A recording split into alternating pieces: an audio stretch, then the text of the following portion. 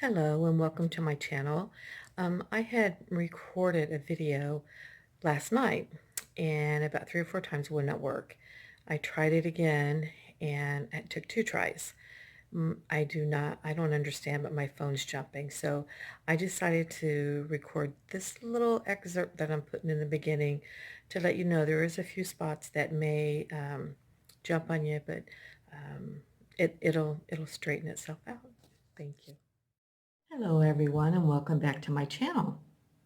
I haven't been on for a while and I apologize for that. Time has just slipped away from me. Um, I wanted to give you an update. For those of you who know and have watched earlier videos of mine, you know that a year ago I had a stroke, and through the process of the stroke, they found that I had a huge blockage in my left aorta. And I was informed by 3 different specialists that I was not to get my heart rate up, and that it's like a balloon. The more that you get it up and it stretches, it would explode. And their words were that I would just pretty much die instantly. Like that's some kind of condolences or something. But anyway, um, I had to go to the cardiologist and this past week, and he could not get over how well I'm doing. He couldn't get over all my blood work. Um, he truly was pretty much almost blown away, and he's a top-notch cardiologist. We live really near Pittsburgh, and he's well known. But I want to go back and tell you why I feel so good, for those of you if you don't know. Back last March, my husband and I went to Florida for a much-needed vacation. By this point, I could not walk very long distances, and I'd already had the handicapped thing for my car, and was really slowing down, having a lot of chest pains. I couldn't do much. It was really kind of depressing, kind of like you had a dark cloud over my head all the time, no matter where, where it went. But so before before Florida, he had told me, because I told him I'd heard about a new thing, medical treatment, and he said nothing that anybody has got out there would help me because where mine's located, and it's too bad. So my husband and I went on vacation, and we had a wonderful time.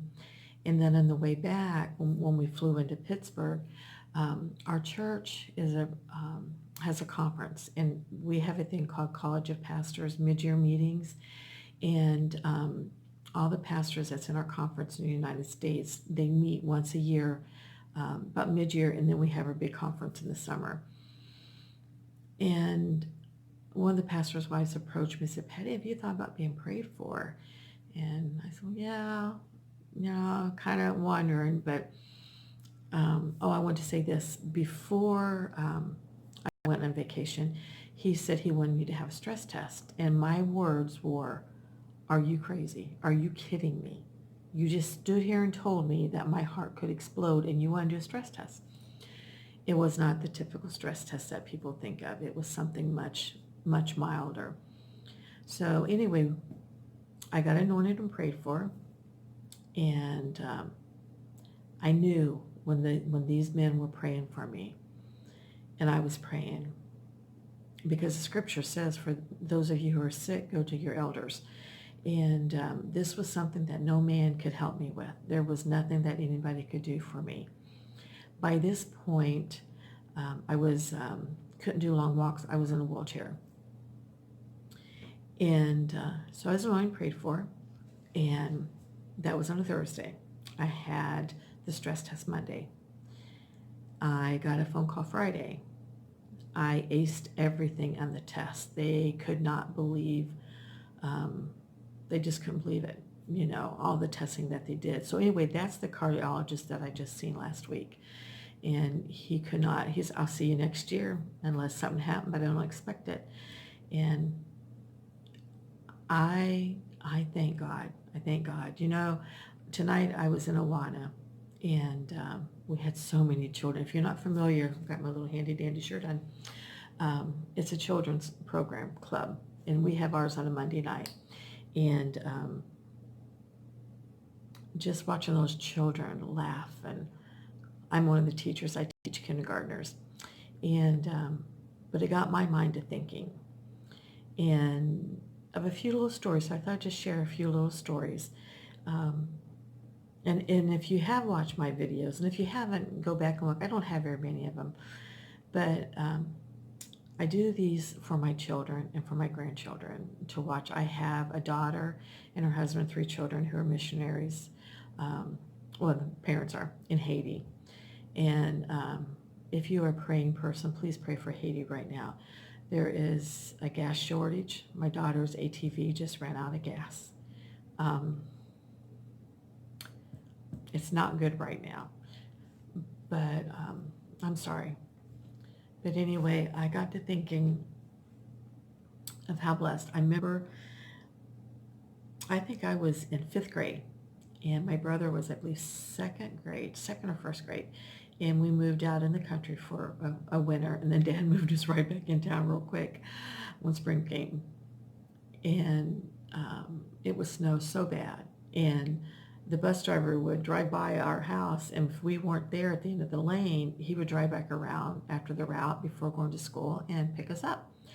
And I remember when my daughter, who was dating this guy who is now her husband, the first time I laid eyes on this guy coming out of the school, it was like a deja vu moment. I'm like, that looks like my bus driver from 5th grade. And come to find out, that was his grandfather, whom he had never got to meet. So I was able to share with him stories that I had of his grandfather, who was a wonderful, wonderful man. And but then we moved, like I said, once spring came, Dad moved us back in town. He said, enough of that. So I was in school. My mom and Dad had to be gone. I don't know if there was a funeral or what, but my grandma Shepherd, my mother's mom, came over and took us to school. And so since she took us to school, we didn't know what bus. Anyway, the short of the story of it is, I said I live in Stark Street, and a young girl goes, oh, I live in Stark too. But what she failed to know was she lived in Stark Avenue. And this neighborhood was a neighborhood that I had never been in. I had never seen it in my entire life. And we get off the bus, and I told the bus driver, I don't know this. And she says, well, this is where you said. And she left. And all the kids ran into their homes, to see their family. And here's my brother and I, and he starts to get scared because he knows. I mean, he's no dummy. He knows this isn't where we live at. And I remember taking his hand and walking. Now, that was about 10 after 3, quarter after 3 when we got dropped off.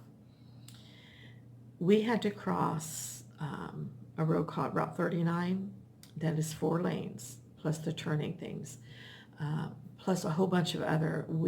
I finally recognized something, and bless his heart, he would get so scared, and I would just hold him close to me, and the cars driving by fast was scaring him. We were hungry, and we were getting cold. The sun was going down, and well, I shouldn't say no, not the sun wasn't going down. The sun was still, you know what, to come think of it, maybe it was getting ready to rain, because it did seem like it got a little darker. But anyway, I recognized something, and then we seen a playground, and our house was on the other side of the playground up the street, and we were so excited to get home. But he was such a trooper, but he was so scared. And I tried to make it like a game, like we were an adventure. I was petrified. I mean, what if somebody tried to grab my baby brother? What if a car hit him? I really didn't think much about me. I was just really concerned about him. And now he stands way taller than I am. He's a big guy, and he's an avid hunter. He lives out in California. He has a YouTube station, or channel, called just Bart Longhorn. But I just was very blessed, very blessed. And he's closer to my sister, Nina, who has a channel, The Life of Nina. And but we were so blessed growing up. We had such good memories. When we got a little bit older, Mom and Dad playing softball with us at the neighborhood ball area. It was a big lot, and people in the community kept it clean, and we played ball. I remember Nina, when we lived there, it was a dead-end street, and it was a perfect neighborhood to live in. There was woods and creeks, and we would walk up the road. It was up a pretty big hill. We'd skateboard it, or I would skateboard it down, and she was too little then. But anyway, we had neighbors across the street called Mr. and Mrs. Fox. They were like our third set of grandparents. And a friend of mine, Diane Carroll, and I would make brownies, or we would get cans of biscuits and use a pop lid or whatever to push the circle around in the center. We deep fry them, and then we would shake them in a bag of sugar and take them to them. They'd be warm, and they just loved them. But they would give, at Christmas, they would give our family certificates. They didn't have gift cards then, at a little fast food place right up on top of our street called Borden Burgers.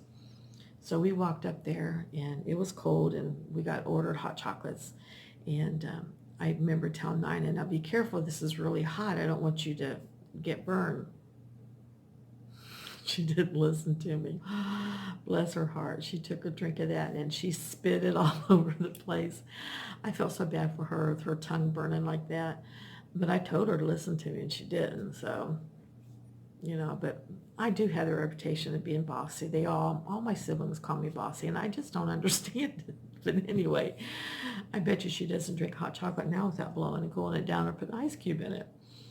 But we had such fun. But my younger sister, Renee, she's a lot younger than I am. She's like 8 years younger than me, 8, 9 years younger. And I just found out just this past few months that my husband used to pay her off. He would come in when we were dating, and he would give her money to go up to the store and get candy or whatever, just to get her away. So she was like a leech. I mean, that's what not me. I never noticed no difference. But I got to tell a story in her too. She would stand in our stairways, and she would sing. It was an old commercial. Who wears short shorts? I wear short shorts. And she would kick her little legs out. She still got gorgeous legs. I'm so jealous. But anyway, and then I have a younger brother who was about 9, 10 months old when we got married. But he was a doll baby. I remember my husband and I would go in to visit, and he would be crying. He would not go to bed at night. So we would load him in our car, and we would drive around forever and ever till he fell asleep, and then we'd bring him back, and then we had a long drive back home again. But I just watched those children tonight in Awana, and so many memories come flooding back. It was just such a wonderful, I had such a wonderful, wonderful childhood. I have wonderful parents. My dad has gone into heaven, and my mom has remarried, and she remarried someone that we've known our whole life. He actually was the pastor who married my husband and I, and he just dotes on my mom. He is so good to my mom, and I would give my life for my mama. I love her so much. She has sacrificed so much. She had to quit high school to go take care of her ill grandmother in another state who ended up passing away. And my mom had to bathe her, had to get her ready for the funeral home to come pick her up. And she came back up, then her and dad got married, and she started a family. Well, I think she's married maybe a year and a half, maybe a little bit more before I came. And but she's so happy now. I'm so, her and my dad, to me, they had a beautiful relationship, a marriage, friends. I'm sure things were not perfect. They hid, I'm not sure say hid. They didn't quarrel or do all that stuff in front of us. And everybody who's married, you're going to have disagreements. If you say you don't ever have a disagreement, I've never known anybody. But and then Chummy, his wife Christine, she passed away last year, and she was such a sweet lady too. And I'm thankful that they have found each other. And I just pray that God gives them many, many, many more years together. I do miss seeing her. We go in, and bless her heart, she's like 13 years old. She's got more energy than I think all of us kids put together. They're always on the road running somewhere or helping somebody or doing something. And and I'm totally fine with it. I am so thrilled that she's happy. Um, but I hope I didn't bore you.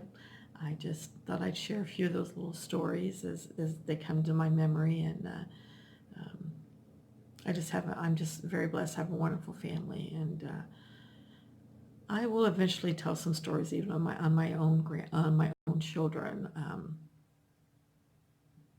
Got quite a few of those. But I want to thank you. And if this is your first time here, please push the subscribe button if you like. I'm not I'm not one who's going to be doing house cleaning. I like a clean house. I like things in order. Um, I'm 60 years old, and I'm just in another. I live in a very, very large parsonage connected to the church. And so I do a lot for the church over there, and doubt my husband and here at home. And um, I, I'm not a shopper. I mean, I shop, of course, but I'm not a shopper, but who knows? I may one of these times throw in a grocery haul or something like that. But, and I do want to mention something. I don't know if any of you have ever watched the channel called the